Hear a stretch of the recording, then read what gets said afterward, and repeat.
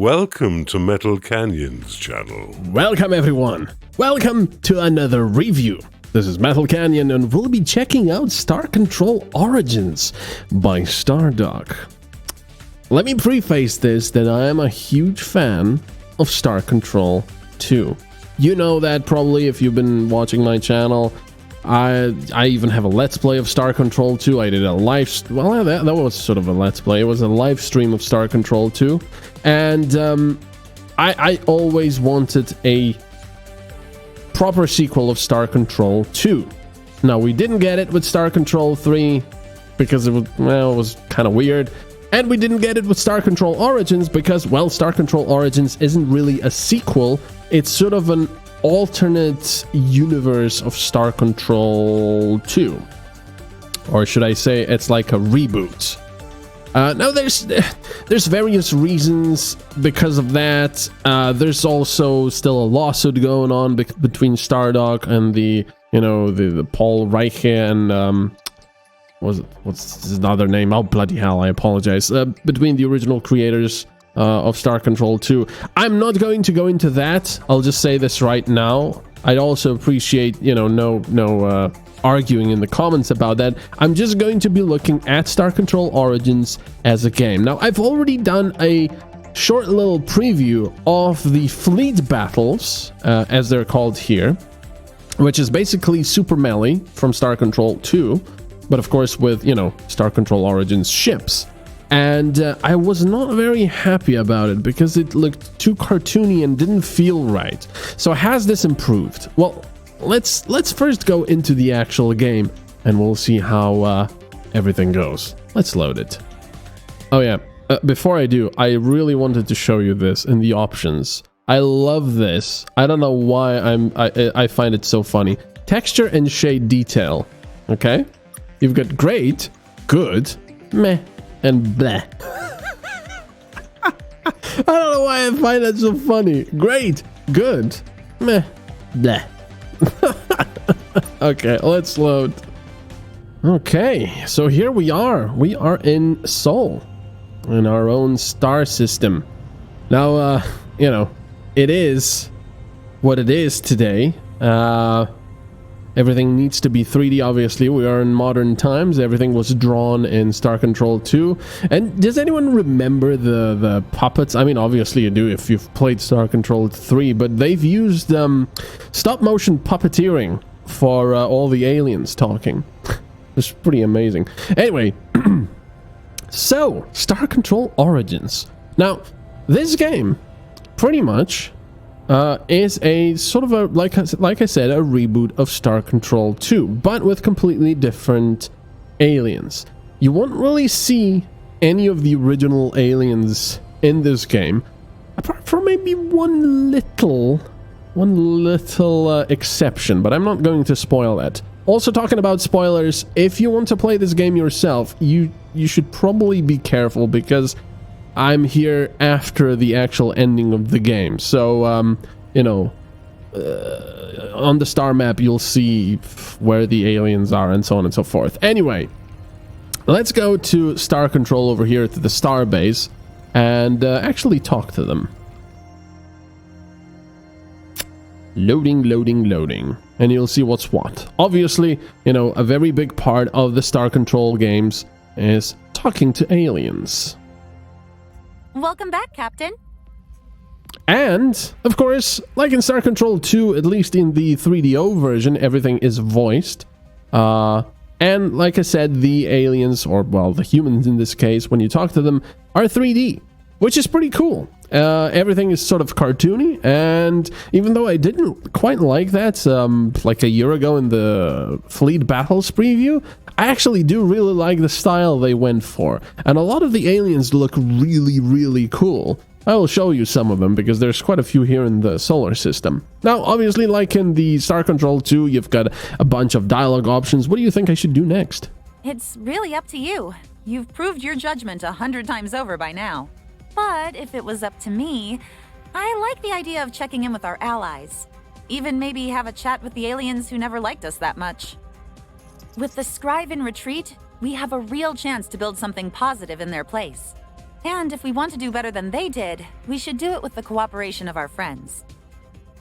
All right, as far as the voice acting goes, for the most part, I really quite enjoy it. I do have to say that the scripts are pretty on point. I was very pleasantly surprised by just how funny the scripts for a lot of the aliens were. It's very well written, it's funny, it's pretty much Star Control. So that was a very pleasant surprise. Let's go to the shipyard. Like if you remember, if you played Star Control 2, you know that this is a big part of, Star Control. Outfitting your ship and managing your fleet. This works a little bit different, I'll explain. So for example, the outfitting, like before, you have a ship that's modular. Now, it's not really a precursor ship, it's a human-built ship. Is it like with some precursor technology? I'm not sure. I think it's just a human-built ship. That's the fastest ship in the human fleet, or actually the only one that can, go into hyperspace, and not thanks to the humans. And there's a lot of little different things that you can change. You cannot just place everything anywhere. For example, only fuel containers go into these areas. And you've got your thrusters, which you can improve, your hyperdrive system. Actually, sorry, this is the drive. So this is for subspace travel, and this is for hyperspace travel. Then you've got your little cargo pods, docking bays to support larger fleets, and you've got enhanced lander improvements. So yes, in this game you also have to land on planets and collect resources. So before, you know that you bought upgrades from the Melnorme, and they just gave you the upgrades and that was it. Here they actually take up a slot on your ship.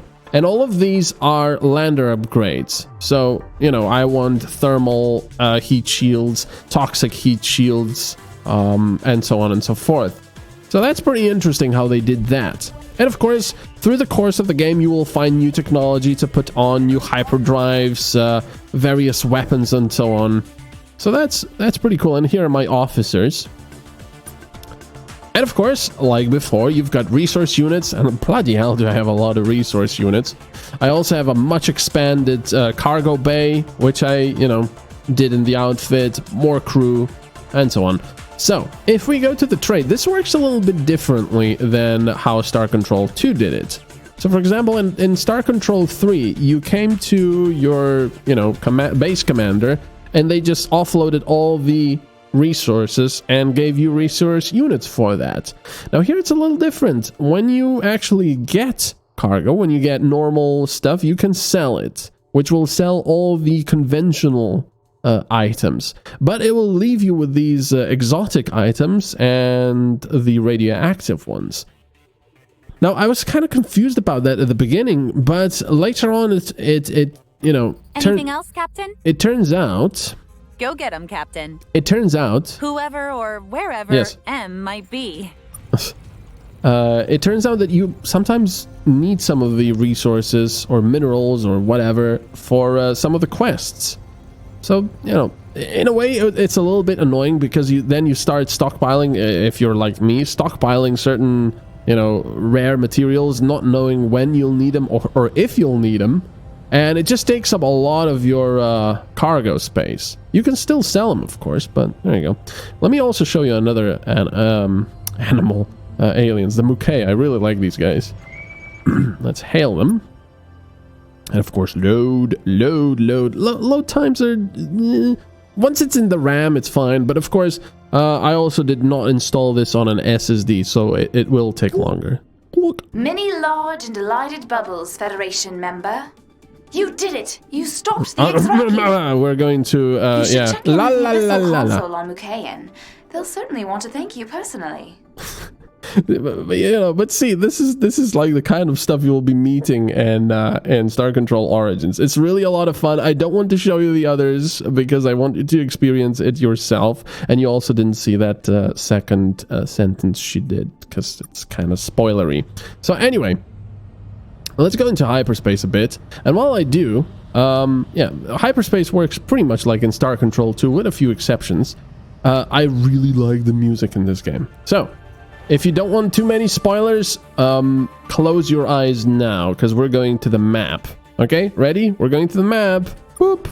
All right, so just like in Star Control 2, you've got a big-ass map and all the stars you can go to. It's a little easier finding the stars you want to go to. Before, if it said, I don't know, go to Zeta Cudgel, or, you know, you had to painfully scroll through everything with your number keys.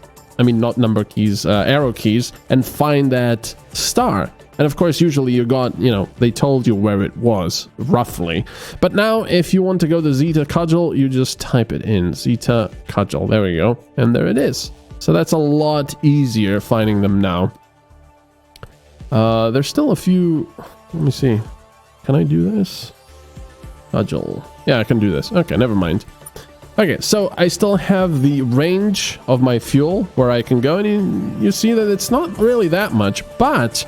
There's these things around the star bases. Now, these are precursor star bases that we can dock with and actually teleport free of charge between any of them. So let's go to a star first. Okay, so this is how hyperspace looks, just like before. You've also got, you know, other ships in hyperspace that can stop you, or, you know, intercept you. Well, let's go to this one here. What? So you go to a star system. The annoying thing is it does that little animation every time. Who's that? And then, you know, slowly zooms out every time. And when you're just looking for lots of minerals, it does get a little bit annoying. So, just like in Star Control 2, you scan your planet. In this case, it scans, you know, it automatically. You don't have to scan for minerals and energy signatures and so on and so forth, and biological. It just scans it and that's it. Gives you a little bit of data. Gives you also any of the hazards which might appear down here. And of course, there's also an unidentified object on this one. I'm assuming it's just a crashed ship. Yeah, I think it is. I don't really care about that one. But anyway, the things that's changed now is that you have a landing zone. You cannot just say, oh, I'm going to drop down here and just pick this up and get out. No, you have to go to a landing zone and you have to actually steer your ship to land in that little area. Otherwise, you might incur damage to your ship or even, you know, have it destroyed. I have 4 landers, so let me show you how this works. It also nicely shows you what minerals are available, and something I really like, how much they will all be worth if you pick them all up. Not much, so, you know, I wouldn't bother with this at this point of the game, but hey. So, I'm now steering my little lander, trying to get him into this perfect spot. Hello there! I can actually get this guy. Now, just like in Star Control 2, I have a cannon at the front. Now, this one is a different one. This one is a non-lethal one. But everything is 3D now, so it's not just a 2D plane, you know, in a tiny little window where you're moving your ship around, which is both good and bad. Now, it's good because it's nice to see the little planets, all the different ones. I really enjoy the crystal ones. They look brilliant. Let me go pick the ship up, even though I don't really need it. Found a wrecked ship, Captain. We'll see if we can get this thing flying again. Yep, every time. But, you know, there's also lots of other different interesting things on planets you can get. You can see that I pick stuff up from a lot, you know, very far away, which is because I installed some upgrades that allow me to do that. I think I have like 3 of them, which is a little bit excessive, but it is for a good reason. It is because piloting this thing on very rough planets... Let me get away from this. I do have a boost. Piloting this thing on very rough planets, as you can see, look at this. This is already giving me troubles. Look, this is okay, but this thing loves to get stuck. I just did a flip. I didn't even do anything. It loves to get stuck in little ravines. Look, I can't get up. So all the time you will find yourself using the boost option, which is this. You have a limited amount of it until it recharges, but it will sort of help you get over some of the bigger hills and such. I still have some beryllium and some critters to pick up. Now, critters are a little bit of a letdown. They're just, they're not worth the trouble. Let me put it this way. It takes too long to get them. For example, this one. 1, 2, 3, 4. And they can also attack you. Look, I cannot even get up here. There is a module that allows you to jump a bit, but I found it more trouble than, you know, worth. And yeah, the creatures, like I said, you get more for bringing them in alive like this with this stun gun. Which I think is pretty much the same DPS as the normal gun, by the way. It just, you know, doesn't shoot as often, but it shoots more powerful projectiles. But it's just not worth it. You don't get enough for your trouble. So, you know, if I'm driving like this, I mean, it sort of goes okay. But when you have a lot of minerals to get, you know, you'll go from one planet to the other, trying to get all of the really nice minerals, and it's gonna get annoying when you get stuck like this. Like, come on. Just gonna get up there. For example, if there's a mineral up here, and I'm out of boost, well, I have boost again. There you go. Finally get it. It's a little bit annoying, but it is nice to see the planets in 3D. I'll try to show you a crystalline one. It's really nice. And then you press escape and you get out. So let me try to show you a really interesting planet. I also want to talk to that guy. Who is that guy and what do they want? Now there's a lot of different aliens. Oh, there's a Menkmak. Okay, let's actually disengage. I don't want to see too many aliens. What's over there? Oh, it's just a rock. A dwarf planet. Yeah, I'd like to show you a crystalline one. Oh, now, a really cool thing of having 3D stuff is that... Here, maybe you can see it. Look at this planet. Do you see some stuff going on there? Look, there's little storms going on. That one as well. Look at that. What is that, actually? Is that a storm? Is that a... I think it's full of, like, electrical stuff. Oh, there we go. Look. No, it was actually glittering because it's a crystal world. It also have some exotic materials. Let's go down here. I love how these look. It's really cool. And of course, you know, you have hazards on them. This one is also nice because it doesn't have so many obstacles in the way everywhere. There's a few, sometimes, performance issues on planets, even though I have a pretty damn powerful computer, but sometimes, you know, I could feel that it got below maybe 40 frames per second. It was kind of weird. But yeah, I really like these planets. You know, if you go to the other side where the sun don't shine, and I don't mean that, bloody dirty people. You know, obviously it's going to be dark. Over here, look, everything is glittering. And of course, there's a hazard over there, which will damage your ship and even destroy it if you're not too careful. Yeah, but before I was talking about the music. The music is bloody fantastic, especially the hyperwave one. I also really enjoy the various music, the various scores of the aliens. It's a lot of fun. And, you know, I had to go and look it up, and it was made by the one of the original composers that also did Star Control 2 music. It's just now sort of with familiar tunes, but also some new music, and it's all updated, and I love it. It's especially some of the Hyperspace music is so awesome. Actually, I'm not gonna go to this station because I don't want to spoil it too much. So, you know, this game consists, just like Star Control 2, of talking to aliens, which is very well done. Like I said, the aliens are pretty interesting to look at. I like their scripts. They're fun. You know, there's various things you have to do to get them on your side. They might not like each other. They've got problems to take care of, blah, blah, blah, and so on and so forth. So, you know, you fly all over the galaxy.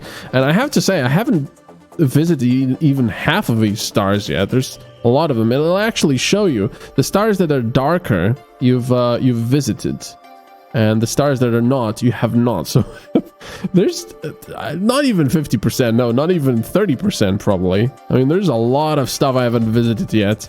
I'm not sure if what you would get by going there, but yeah, there's even FIFO over there. So it consists of that, which is well done. It consists of Hyperspace, which is fun and, you know, bloody amazing music. And it consists of the planet collecting resources, which I think is the the weakest point of this game, to be completely honest. And of course, there's also fleet battles. Now, I do have some ships available here, and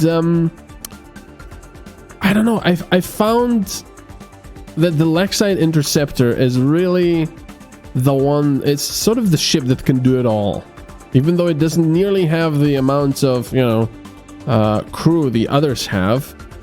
But it's sort of like a be-all and all. It's not the most powerful ship, but it's one of the most capable, I feel. And I found myself only stocking my ship with Lexite Interceptors towards the end, even though that battle cruiser is pretty fun as well. So let me show you some of the fleet battles, shall we? I'll go right into some. So, the fleet battles, you have to select your type of match. You've got single player, local match, which is pretty cool, custom matches, or quick play, which is actually online. So let's go to single player for now. And let's have this on a crazy cyborg, because, you know, we want some challenge here. Now, you've got your opponent, and you've got, oh, I hate this one. And you've got the alliance. Now you can, you know, you can save the ships, or you can do your own. Like, for example, let's wait. What? How do I get? Oh, there we go. Just right click. For example, if I wanted, I don't know, a Lexite Interceptor, which is a very good ship, and then maybe one of my own that I made, like this one, the Annihilator, which is kind of interesting. And yes, you can make your own ships in this game. It's pretty darn interesting. Click to battle. 63 points remaining. I still have a lot of points remaining, so maybe I should have another one here. And then another one. And then a Lexite Interceptor. Can I do it? Yes, I can. There we go. Perfect. 0 points remaining. Well, let's go to battle. And hopefully I remember which keys I have to press. Otherwise, it's gonna be bad. Let's start with a Lexite Interceptor. Okay. So here we go. Awesome music, like before. Okay, which one? Okay, this is this. Okay, these are the buttons. Okay, so the super melee, if I can call it that, I shouldn't really, because they're not calling it that. It's the fleet battles. It works a lot like super melee, with a few exceptions. Some good, some bad. One, there can be a lot more stuff in the play field now. As you can see, there's a sun over there with, you know, its own gravitation field. There's more planets. There was usually just one planet in Super Melee. And on the outside, there's also an asteroid belt, which prevents you from constantly kiting an enemy with a faster ship. There's also wormholes, as you can see over there, which will, you know, obviously, it will allow you to jump somewhere onto the other side, like by teleporting, which is pretty cool. Like this, for example. Woo! It can save you, but oh, he's coming after me. Hello, sir. Man, I haven't played this in a while. You can see I'm not very accurate. I was usually very accurate in these games. Oh, yeah, I don't like that. I also have a shield for a special. There's a lot of various there's a lot of various ships and a lot of various weapons and specials. A lot of them are also pretty useless, I found. A lot of the ships seem to have extraordinarily low ranges of their primary weapons, and they also, to make it even worse, they travel very slowly, the projectiles. So they're pretty much useless. The Lexite is nice because it's a very long range main cannon. Oh, look. I think the radiation thingy around is actually closing in because we're spending too much time. And this will actually... Yeah, there you go. Ow. This will actually make the play area smaller. Oh, I still haven't... There we go. It ain't over till it's over, player 2. Yeah, this will actually make the play area smaller, which is an interesting... You know, it's an interesting thing they did. Because before, a super melee could go on forever. If you had a faster ship and were trying to kite an enemy, it could really go forever. This guy has a scout shot. Nothing huge. See? Look at that. Look at how useless that is. You might also have noticed the pilots, you know, my pilot and the enemy pilot. Now they don't work like in Star Control 2 where you could actually see them do the things you did. What is this? Canister mine reinforcements. Okay. Whoa, hello. You know, they're now just animated, but I got used to it, and I really enjoy when you'd heavily damage the enemy ship and they start going, oh, bloody hell. How many do they have? I do not want to crash into the planet there. There's one big thing I really miss from fleet battles, and that is better sound effects for hitting stuff. So for example here, look. Okay, the only way I know I've actually hit the enemy ship is, well, now that it exploded, but when I was just hitting it, damaging it, I didn't know that. And oh, shoot. I need to get out of here. Not good. Ow, ow. Yeah. Ow. That was, yeah, not good. Those are dangerous. Ow. That was weird. You can see my guy now going like, oh, everything is sparking and going bad and blah, blah, blah. Yeah, but I don't understand why they didn't put any, like, explosions sound effects for when you hit stuff. Before in Star Control 2, you had 3 different sound effects for hitting stuff. One was the pick, that just did pick, which was, you know, the one for really tiny, the really tiny hits that did, you know, from 1 to like 2 damage or something. Then you've got the, let's do the Annihilator. Then you've had the bigger ones, the medium ones, which was for medium damage, and then the huge one, the huge explosions, which you know, were just insane, and I really enjoyed that, and I think that would really help here. It also really helps here in Super Melee because you don't need to look at the enemy ship. You know that you've hit them. Also, this is kind of annoying. It takes control away from you. Oh no, I hate these guys. Oh no. Come on. I cannot see. I cannot control my ship while firing the beam. The annihilation beam. Okay, let's try to get this guy. I hate these ones. Okay, I did get a bit. Ow. Nope. Come on. Look at this. Yeah. I'll also show you. This is a completely custom built ship. You know, the looks and everything. Hello. Ow. What was that? Nope. Oh, it's the Kazanti. These guys are pretty funny. Some of the minor aliens, by the way, don't actually have animated portraits. There you go. You just talk to them through text and a little you know, avatar, which is pretty interesting. Okay, the best ship was my Lex sign. Accuracy 50%. Well, that's not that bad. So let's go back to the main menu and let's go to the crafting. This is pretty interesting. You can design your own ships, you can design your own buildings, and soon you'll be able to design your own worlds and adventures, which is pretty cool. So let's go to the ship designer. So here's my ship. Let's make a new one. New design. There. So you can build your ship from a bunch of these little things. There you go. So when I select, you know, a different thing, this, it gives you a bunch of options where to place it. So I don't know. I'll have one here. And I'll have one here. And there's a lot of different parts. You've got all, you've got mounts. Let's have, I don't know, this is gonna look weird. There. And then some missiles, because, you know, why not? No, that's not gonna look that good. Oh, bloody hell, that's way too big. I mean, you can make it smaller as well with all of these little transform options. Yeah, let's have some weird canisters on the sides. But, you know, it's pretty cool that you can do this stuff. I like it. There's the bridge. That looks pretty cool, actually. And I didn't really do that much. Yeah, look at that. Look at that ship. It's a mishmash of everything. And some Borg stuff here. I don't know, that wouldn't look that great.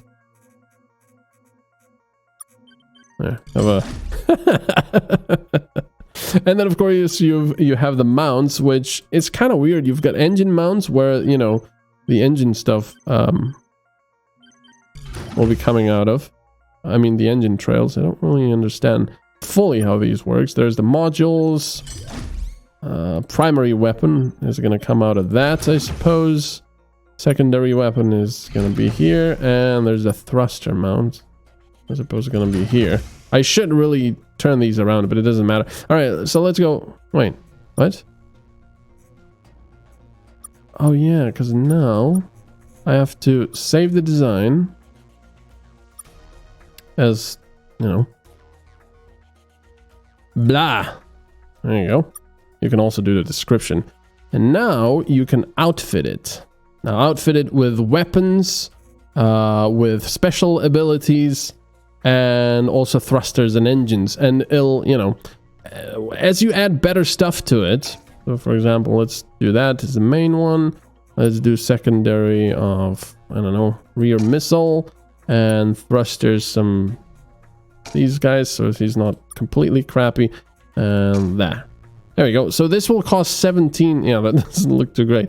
This will cost 17 points in melee, but also probably in the main game later on.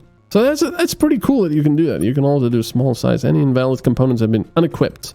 So there you go. You know, the ship will be faster if it's a small hull size, but you cannot equip some of the bigger weapons, for example. So there you go. So that's pretty interesting. So I know. Let's go back. I know I haven't shown too much of the game, and there's a good reason. I was kind of skeptical about Star Control Origins. I'll be completely honest. But now that I've actually played through it from start to finish, and I didn't do all of the things, I think, I really have to say I really truly enjoyed it. Yes, it has its downsides. The mineral collection is a bit annoying once you have to do a lot of it. There's some, problems here and there. A lot of the super melee, the fleet battles don't feel too great because some of the ships sort of bounce around as they get hit. The Lexite Interceptor I like because it's mostly just static. It doesn't turn any of its thrusters or such, and it doesn't feel wobbly. And a lot of the weapons are pretty much just useless. But overall, as a game, Star Control Origins is very, very enjoyable. The music is great, the scripts are nice, the voice acting is pretty good, and I just plain enjoyed it. So yeah, do I recommend it as a Star Control fan? Yes, I do. So there you go, Star Control Origins. I hope you've enjoyed this sort of a short review, I suppose, and I'll see you next time in the next video. Have a good one. Bye-bye.